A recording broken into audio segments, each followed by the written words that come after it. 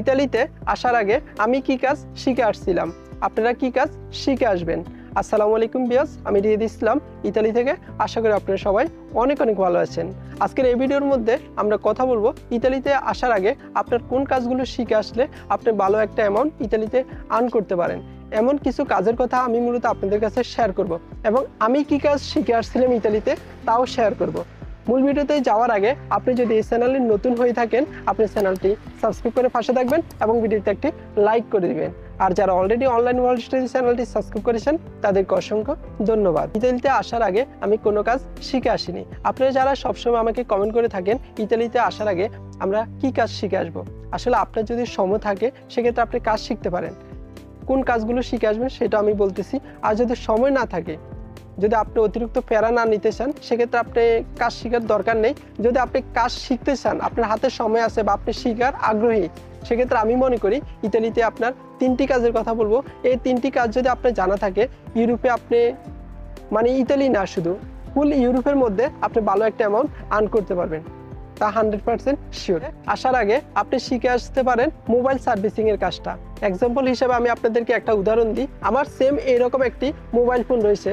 তো মোবাইল ফোনের সমস্যা হলো কি, মোবাইল ফোনের হালকা যে মাইক্রোফোন জ্যাক, ওইখানের মধ্যে আপনার অটোমেটিক যে একটা ফোনের মধ্যে উঠে থাকে, সেক্ষেত্রে কিন্তু সাউন্ড শুনে যায় না। এটা হচ্ছে প্রবলেম। তা আমি যখন আমার মোবাইল ফোনটি ঠিক করতে গেছিলাম মোবাইল দোকানে যখন ঠিক করতে গেছিলাম, মোবাইল দোকানদার আমাকে বলছিল 70 ইউরো দেওয়ার জন্য, 70 ইউরো দেওয়ার জন্য, 70 ইউরো যদি আমি তাকে দিই তাহলে সে আমার মোবাইল ঠিক করে দিবে। সবচাইতে বড় কথা হলো ইতালির যে 1 ইউরো বাংলাদেশে 130 টাকা, 132 টাকা প্লাস বর্তমানে। কখন এটা মাইনাস হয়ে থাকে, এটা আপনার কারেন্সির উপরে নির্ভর করে থাকে। তো আসলে আমি ওই মোবাইলটি কিনছিলাম 160 টাকা দিয়ে। তো 160 টাকা দিয়ে আমি যে মোবাইলটি কিনছিলাম, ওই মোবাইল যদি আমি প্রায় আপনার 2 বছরের উপর হয়ে গেছে মোবাইলটির বয়স, এখন যদি আমি ওই মোবাইলটা ঠিক করতে 70 টাকা দিয়ে ঠিক করে শুধু মাইক্রোফোন যে একটা, তাহলে কিন্তু আমি মনে করি এই টাকাটা পানির মধ্যে ফালানোর সমতুল্য। সুতরাং আপনারা বুঝতে পারলেন যে ইতালির মধ্যে মোবাইল সার্ভিসিংয়ের যে কাজটা, এটা কতটা চাহিদা। আপনি যখন ইতালিতে আসার পর বা অনেক দিন থাকার পর আপনি একটা দোকান দিতে পারবেন, মোবাইল সার্ভিসিংয়ের একটা দোকান দিলেন, সেক্ষেত্রে আপনি অনেক টাকা আর্ন করতে পারবেন, এতে কোনো ডাউট নেই। আপনি ইতালি না, ইউরোপের যে দেশে আপনি মোবাইল সার্ভিসিংয়ের একটা দোকান যদি দিতে পারেন, আপনি ভালো একটা অ্যামাউন্ট আর্ন করতে পারবেন। যদি আপনি আসার পর সাথে সাথে আপনার পক্ষে কখনোই সম্ভব না একটা দোকান দেওয়া, কারণ অনেক টাকার প্রয়োজন, বা ইতালিয়ান ভাষা জানতে হবে, আপনার বুঝতে হবে, সব দিক মিলে আপনার একটু সময় লাগবে। কিন্তু আপনার যদি মোবাইল সার্ভিসিংয়ের কাজটা জানা থাকে, আপনি ফিউচারে ভবিষ্যতে আপনি কিন্তু ভালো কিছু করতে পারবেন। আর 2 নম্বরে আমরা যে কাজটির কথা বলবো সেটা হলো আপনার ওয়ার্কশপ বা ওয়ার্নিং যে বলে, ওয়ার্নিংয়ের কাজটা যদি আপনি শিখে আসেন, ইতালির মধ্যে আপনি ভালো একটা অ্যামাউন্ট আর্ন করতে পারবেন।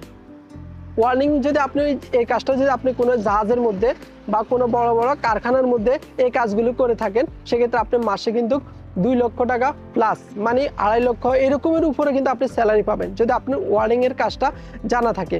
যে ওয়ার্কশপের যে কাজগুলো, এই কাজগুলো যদি আপনি জানা থাকে, জ্বালারি কাজগুলো আর কি, বাংলা যদি আমি বলি, এই কাজগুলো যদি আপনার জানা থাকে, আপনি কিন্তু ভালো একটা অ্যামাউন্ট ইতালির মধ্যে আর্ন করতে পারবেন। আরেকটা কাজ রয়েছে আপনার ইলেকট্রনিক্স কাজ। ইলেকট্রনিক কাজ যদি আপনার জানা থাকে, আপনার মাস শেষে প্রতি মাসে নিম্নে আপনার ইনকাম হতে পারে মাসে 2 লক্ষ প্লাস, যদি আপনি ইলেকট্রনিক কাজটা জানা থাকে। এখন আপনারা অনেকেই কমেন্ট করবেন যে আমার কোনো কাজ জানা নেই, সেক্ষেত্রে আমি কি করব।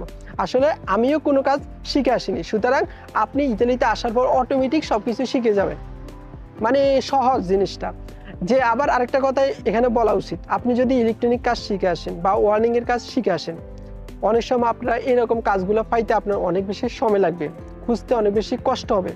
সাথে সাথে আপনি আসার পর যে ইলেকট্রনিক কাজ পেয়ে গেলেন এমন কিন্তু না, সময় লাগবে। আপনি আসার পর হয়তো রেস্টুরেন্টে কাজ করলেন কিছুদিন, বা আপনি কৃষি কাজ করলেন বা অন্য যে কোনো কাজ করলেন, এরপর আপনি যেভাবে হোক ওই কাজের সন্ধান আপনি পেয়ে যাবেন।